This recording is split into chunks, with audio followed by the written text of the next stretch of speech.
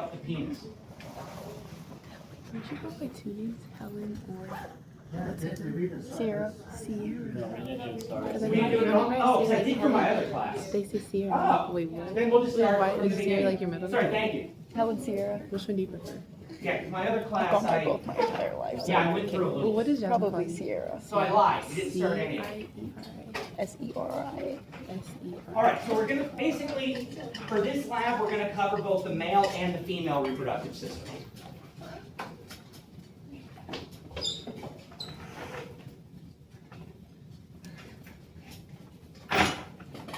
All right, so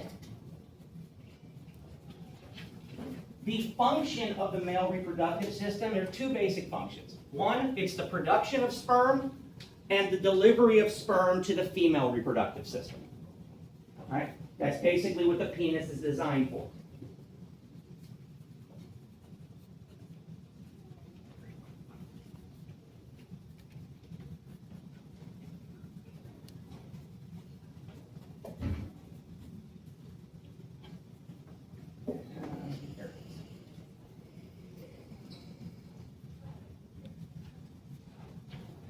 All right, and so we have several structures that make up the male reproductive system. All right, so here we can see the male reproductive system, so we'll go through it. This pretty much looks almost exactly like the models that we have in the class. All right, so it matches up pretty closely to this.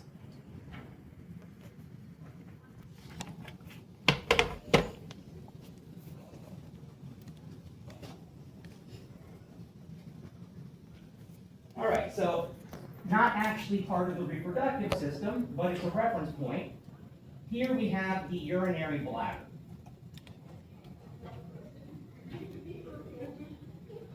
Right. Then just below the bladder, we have a large gland called the prostate gland.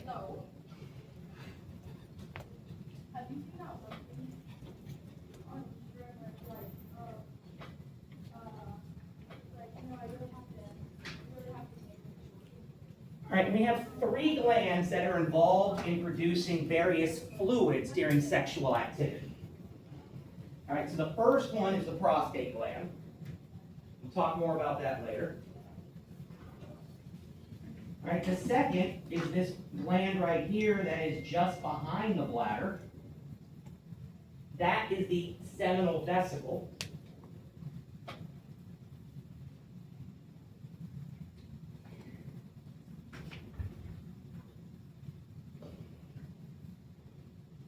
And the third is located right here, just below the prostate gland. That is called the bulbourethral gland.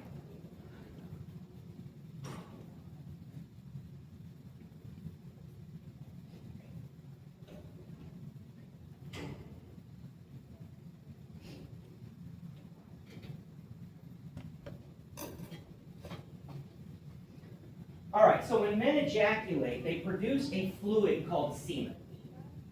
All right, semen is just a fluid that basically it's a couple different fluids, and also it has sperm in it, or sperm cells.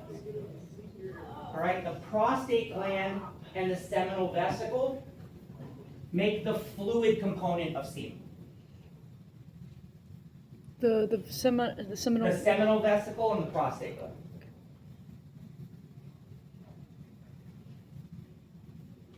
We'll actually probably cover that again in lecture right after.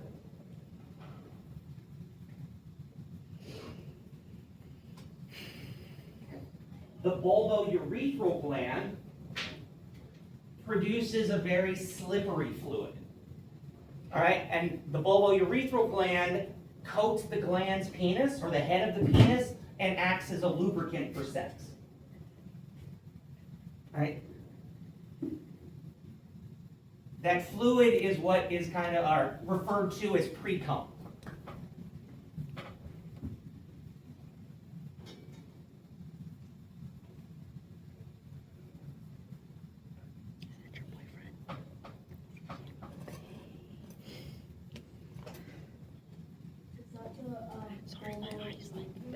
Right.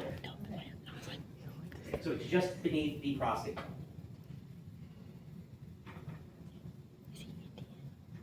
All right, so, I see you. then I'll come back to this in a second. All right, other structures we see, we have the scrotum. The scrotum is basically a sac which hangs off of the body from the perineum. And it contains our testes, which is this oval structure. The testes are where sperm is made. Okay, then we have this duct that sits on top of the testes called the epididymis. So right there.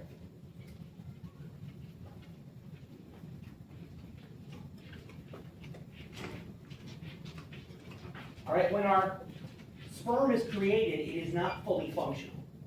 So it needs time to mature to become functional. So it's made in the testes, and then it leaves and goes to the epididymis, where it fully matures and becomes functional.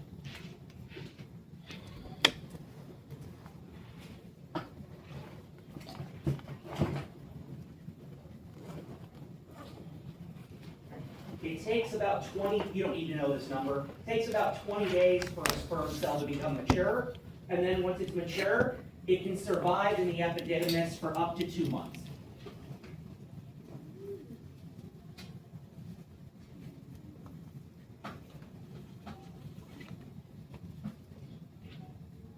So what happens after, like, say you don't use them? Where do they go afterwards? Are they just They're just destroyed. destroyed? Yeah, so phagocytic cells will just remove them. Okay. And then we're constantly making more. Particularly men are just sperm making machines. Like your whole life, that's all you do. Even when you're 80 years old, you're still cranking out sperm.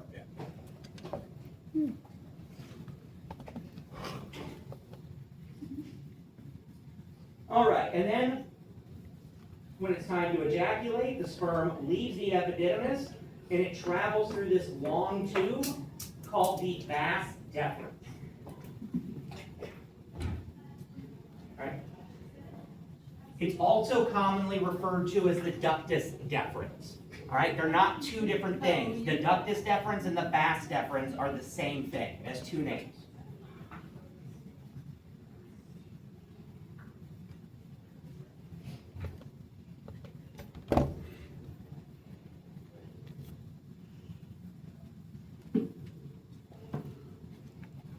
All right, the vas deferens comes up here. And then if we look in the prostate gland, so we have the urethra that travels through the prostate gland, but we also have another little duct in there. Okay, that is called the ejaculatory duct.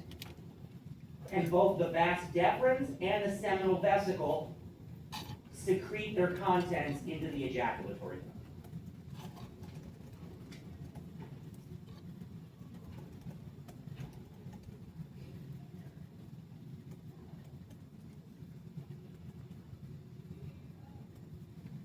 All right, and so the sperm and the seminal fluid come down into here. And then the prostate is going to provide prostatic fluid. And once all three are combined, we have semen. All right, and then the semen drains out into the urethra.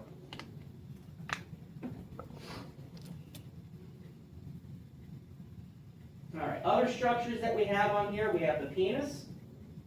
And again, we have the urethra. We have this bone up here. That is the pubic symphysis. And I have actually seen that on an exam a time or two. All right. The pubic symphysis is this joint where your hip bones join together in the front.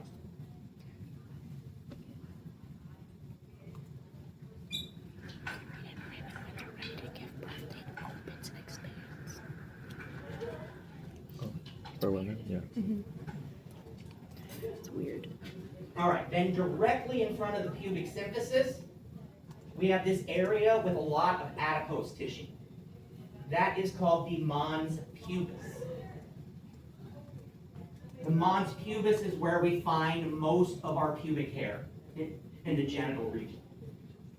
I didn't see that video. It's just the girl's dad, sorry. We'll make another one with you. Yeah. So In the very beginning, before we did the growth thing. Oh, it doesn't affect the hair growth, how much has there.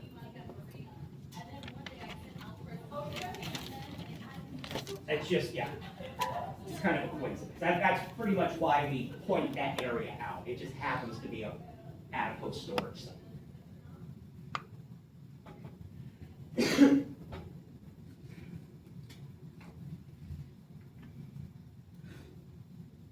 All right, and then, yeah, I'll come back to this because it won't make sense right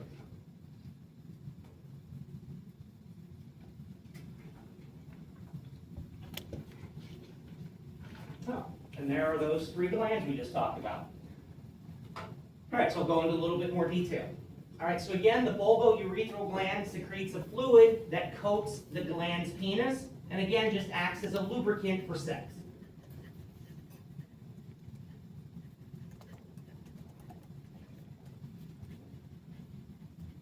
The seminal vesicle produces a fluid called seminal fluid.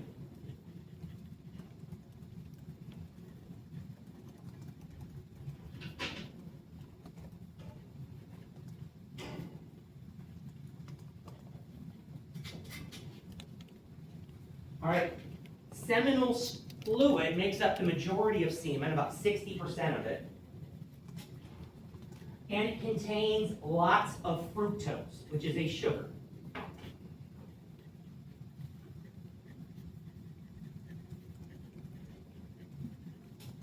Yeah. For the Volt gland, is it just during intercourse that it activates, or is it? Yeah, it's sexual arousal, Okay. stimulates it. Okay. All right, so why do we have a lot of sugar in the seminal fluid? To have something for the sperm to eat. It was a rhetorical question, but please go. No, I'm glad you answered. I didn't hear exactly what you said. Oh, I said so that the sperm can have something to eat and metabolize. You're mostly right. Yeah, it's using it as a nutrient, but it's doing it for the flagella. Oh. Because remember, our sperm cell is the only cell that has a flagella. Sperm is designed to be mobile, highly mobile. All right? So the tail beats like a propeller to move the sperm around, but that requires energy. All right, so in our sperm, we'll look at it later, our sperm has lots and lots of mitochondria. All right? The sperm uses the sugar from the seminal fluid, converts it to glucose, and then uses the glucose to create ATP. And then the ATP powers the movement of the flagella.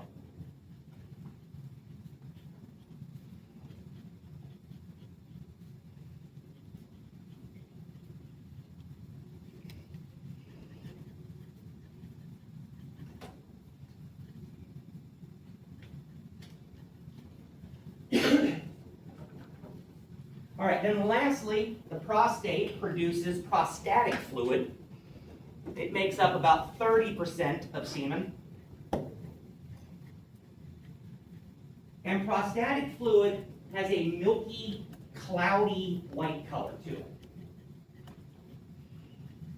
Basically what gives semen its color.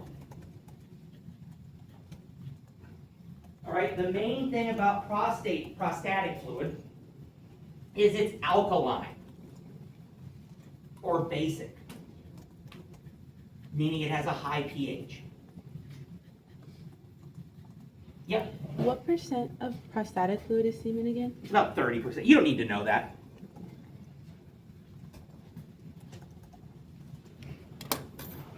All right, so why is that important? All right, so we'll learn when we get to the female reproductive lecture that the vagina is acidic. It has a pH of around 3.5 to 4. All right, that is on purpose. It's designed to help protect against microbial infections. By having an acidic environment, it's a less hospitable environment for bacteria, for example. All right, but that acidity can also damage or kill our sperm cells. So the alkaline prostatic fluid neutralizes the acid in the vagina so that the sperm can travel onto the uterus.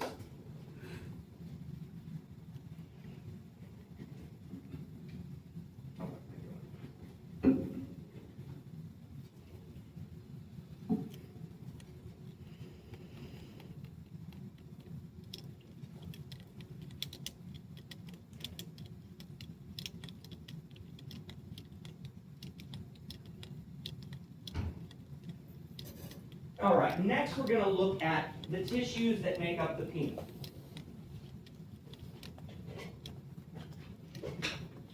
So the penis is made up of 3 cylindrical chambers.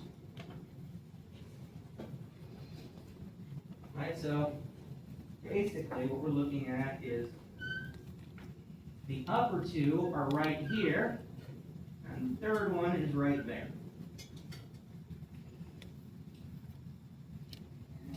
Different marker.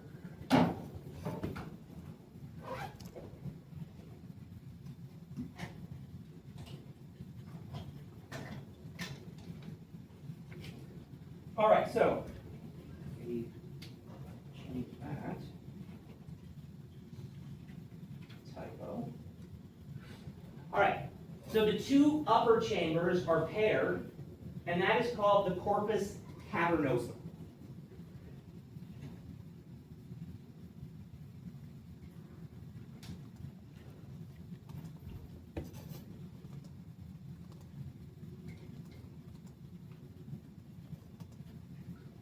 Right, the corpus cavernosum is what causes erections.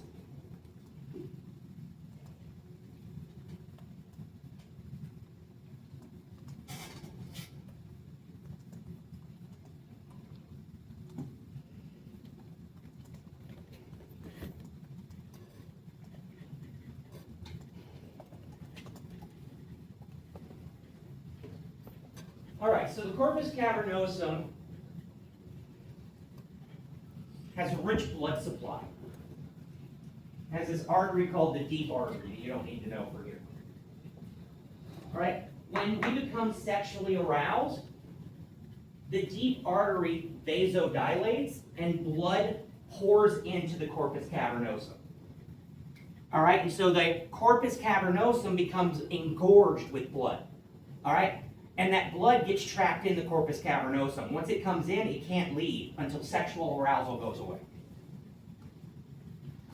All right, so all that blood flow coming in is what makes the penis stiff and erect.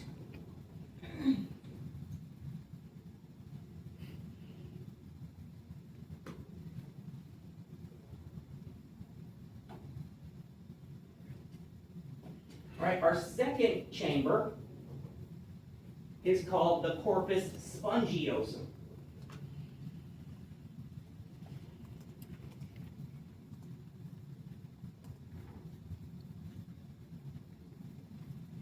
All right, so this is going to be below the corpus cavernosum. It's much smaller. The main thing to know about it is the urethra passes or travels through the corpus spongiosum, or it's located in the corpus spongiosum.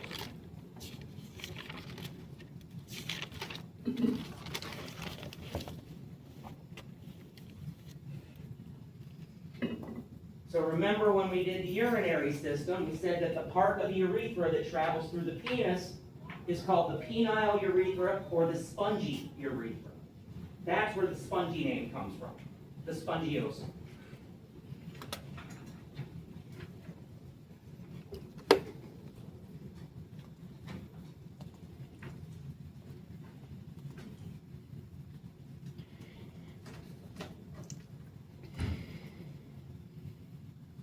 All right, so backing up just a little bit to this model again. We've got some tissues that I didn't identify before, so I wanted to go over that first. All right, this here is the corpus spongiosum. This is, corpus cavernosum. This is the corpus spongiosum. All right, and the easiest way to identify which is find where the urethra is. That's the spongiosum.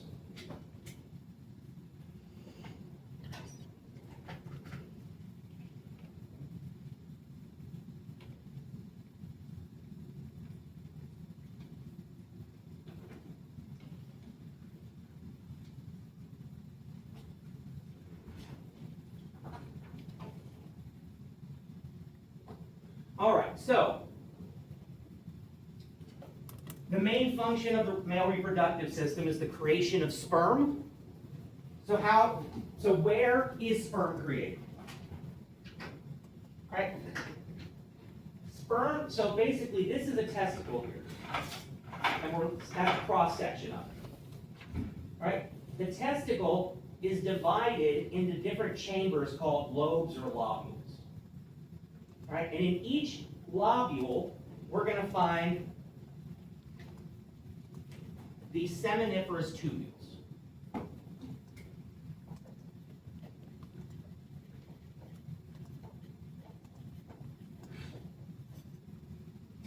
All right, so these wiggly lines represent the seminiferous tubules.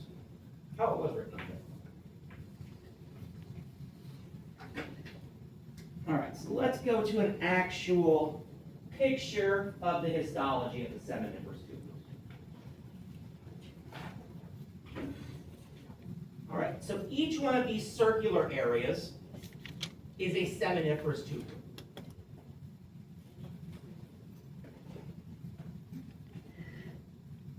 There.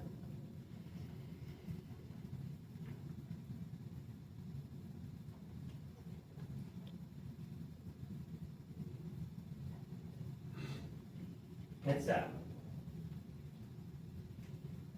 All right, most of the dots that we see in here are developing sperm cells at different stages of maturity.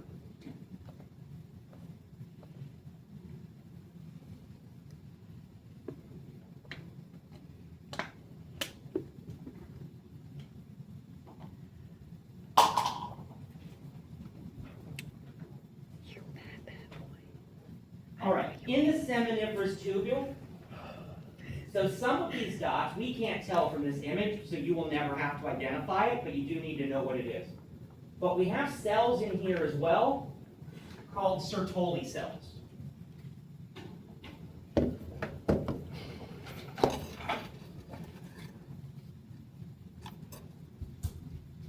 All right, our Sertoli cells secrete something called androgen binding protein.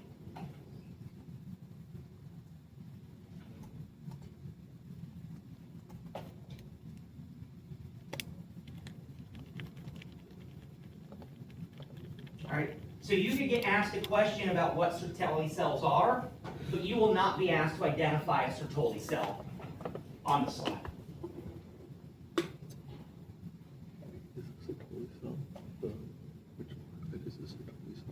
All those little individual white things in between the dark. Oh, in the middle. All right, then No, lastly, no, that's the medulla. we That's where have they these go in the areas shirt. between the seminiferous tubules, like right here and right here. It's a little lighter pink. All right, these are filled with cells called interstitial cells.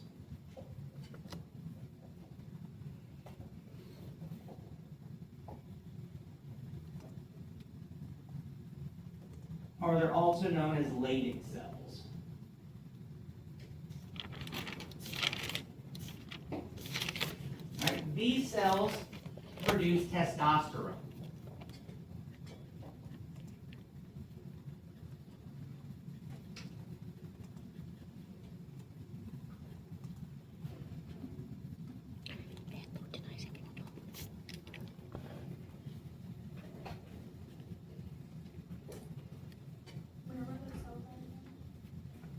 They're located between the seminiferous tubules.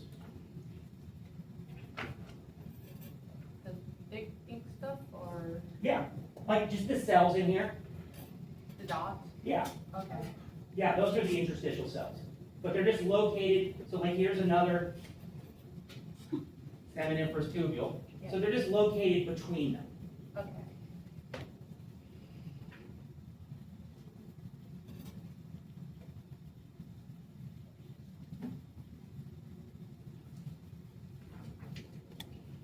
All right, so testosterone stimulates sperm production, or it causes sperm to be produced. But testosterone is produced outside of the seminiferous tubule and is unable to enter the seminiferous tubule.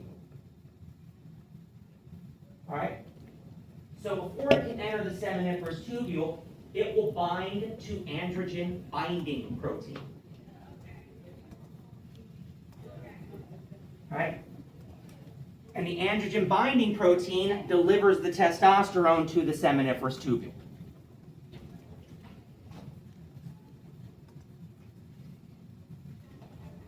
I mean, think of it like, I don't know, I need to go to the other side of town and I'm going to order an Uber to pick me up and take me there. All right, I can't, it's too far for me to walk on my own. I need the Uber to get me there.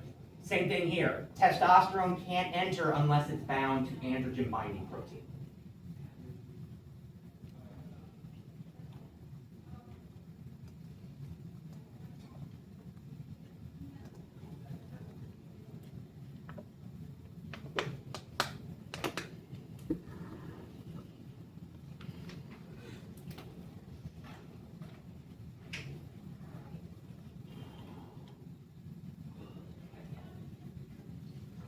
Oh, one other thing. So, our sperm cells are developing sperm cells, which we call, don't even worry about that, spermatids. All right, they start on the periphery of the seminiferous tubule, and then they slowly work their way down towards the center. All right, so the cells at the edges are going to be newer and less mature than the cells towards the center.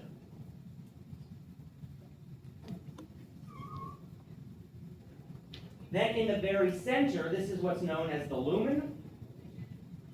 Right? As the sperm cells get down to here, this is basically a duct which leads out of the seminiferous tubules. And so this is how the sperm cells leave the seminiferous tubules.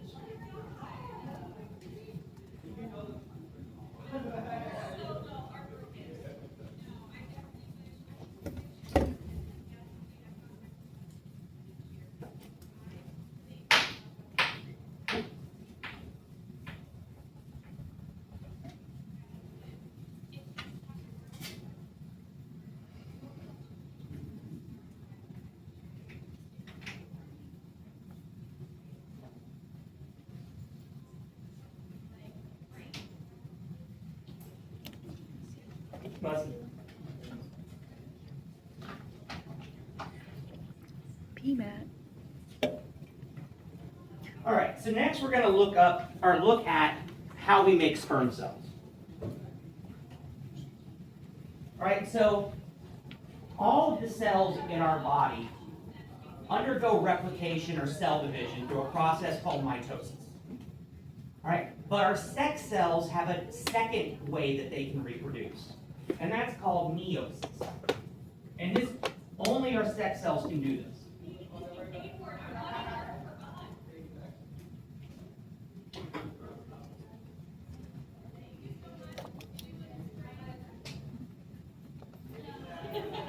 All right, we'll actually cover meiosis in more depth in lecture.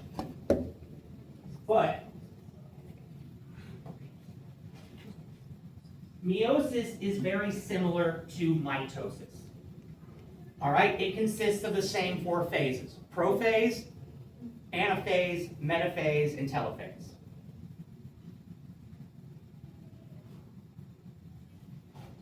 All right, but there are two big differences with mitosis.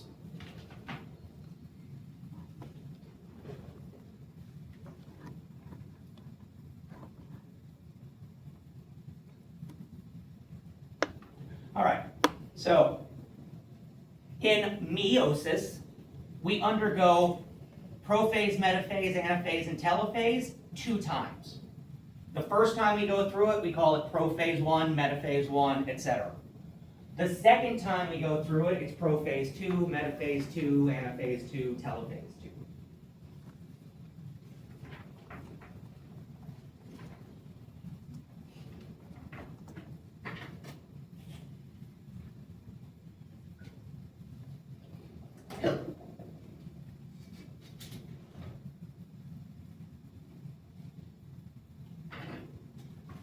All right, the second big difference is that in prophase 1, there is an additional step that occurs called crossing over.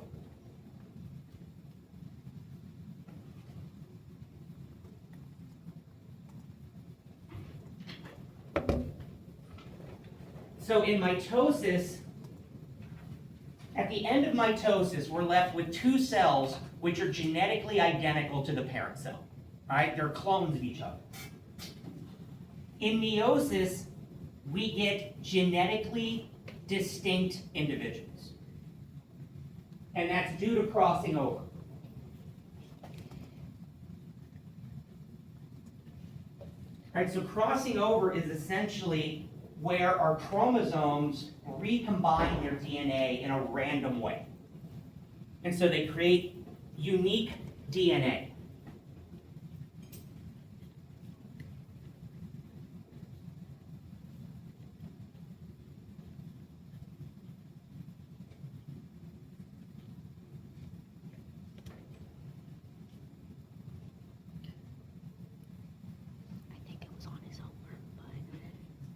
All right, so in spermatogenesis is how we create sperm. All right, our stem cell, which we use to make sperm, is called spermatogonium.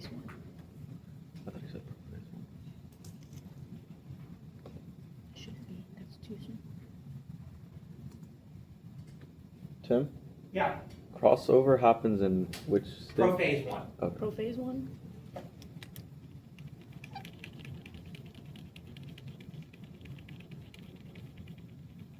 All right, so our spermatogonium, well, first thing we want to note is we see this number up here, 2n. All right, that refers to the number of chromosomes. All right, this is a diploid cell, meaning it has 2 copies of each chromosome.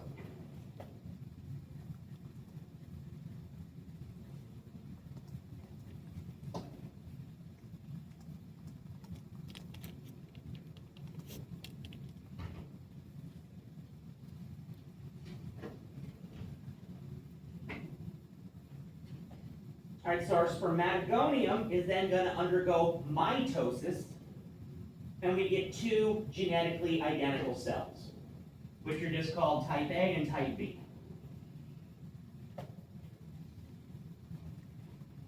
All right, the type A cell just keeps undergoing mitosis. All right, it's just a big circle. All right, the point of the type A cell is just to always make sure we have enough spermatogonium to continue making sperm. The type B cell, which is known as a primary spermatocyte, will undergo meiosis now to create sperm.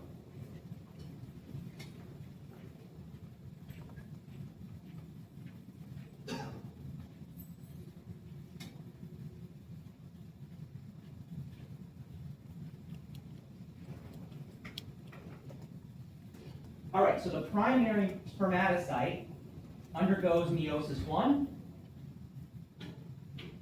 and we're left with 2 cells we call the secondary spermatocyte.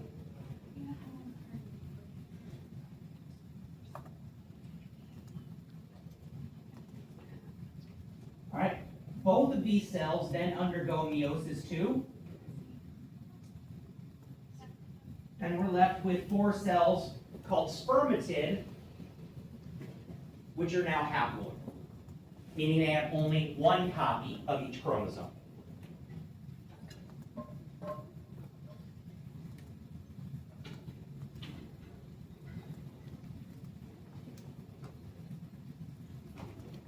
All right, and we have to get it down to being haploid, meaning we only have 1 chromosome, 1 copy of each chromosome.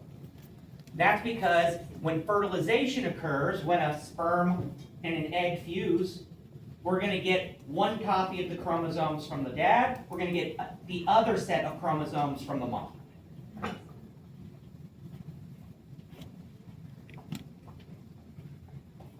All right, and then we're not quite done yet. Once we get our 4 spermatids, they then undergo this process called spermiogenesis, where the flagella are added. All right, and now we have a fully functional sperm cell.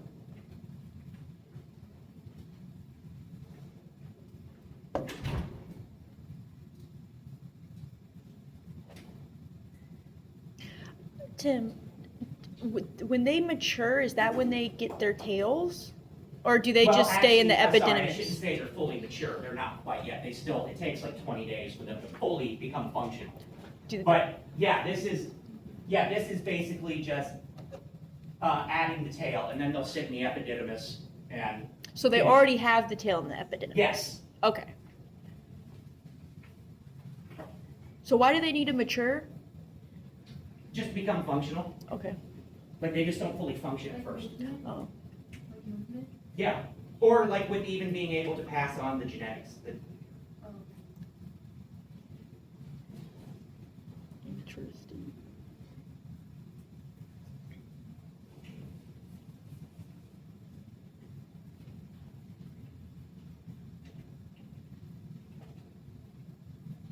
All right, almost done. I'm gonna jump to the end.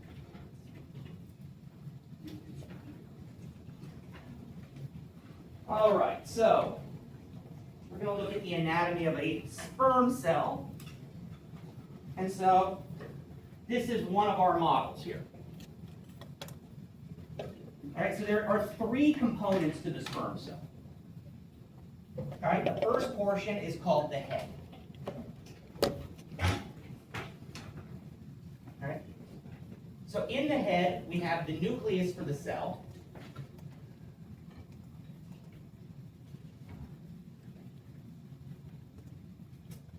But the most important part about the head that you need to know is the head is covered by this structure called an acrosome.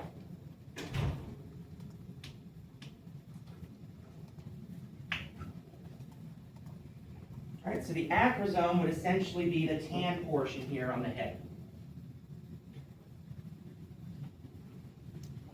So that tan thing right at the top of the head.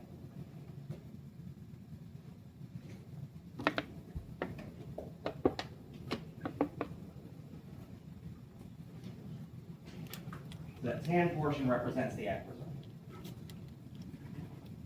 All right, the acrosome, so basically for fertilization to occur and to start developing into a fetus, a sperm cell has to penetrate and get inside of an egg cell. The acrosome contains enzymes which break down the wall of the egg cell so that the sperm can enter.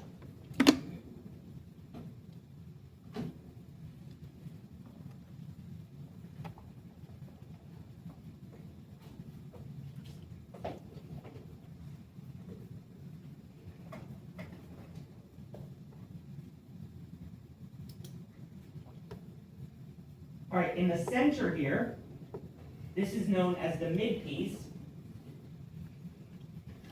And in the midpiece is full of mitochondria.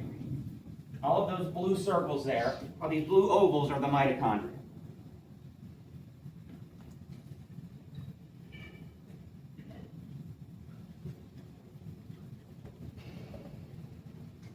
And so again, as I mentioned earlier, we're going to use, or the sperm cell is going to use the sugars in the seminal fluid to create ATP.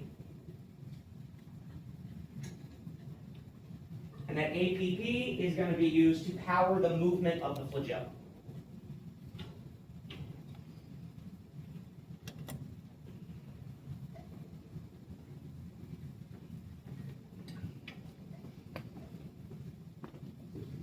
All right, and then lastly is the tail. The tail is just the flagella.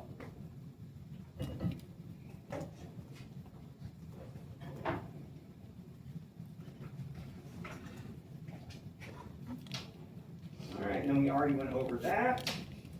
All right, last slide we're going to look at is you need to be able to recognize a sperm smear on the microscopes. All right, sperm's one of the easier tissues to identify. They're pretty distinctive looking. We have the head, and then the long tail-like structure, this little thin line that goes behind it, that's the tail, the flagella. We can't really see the midpiece in these images. Right, but, yep. So when it's asking to label the nucleus, we would just circle the head? Yeah, the nucleus is just the dark portion in the head, because that's actually what we're seeing is the nucleus inside the head. Okay.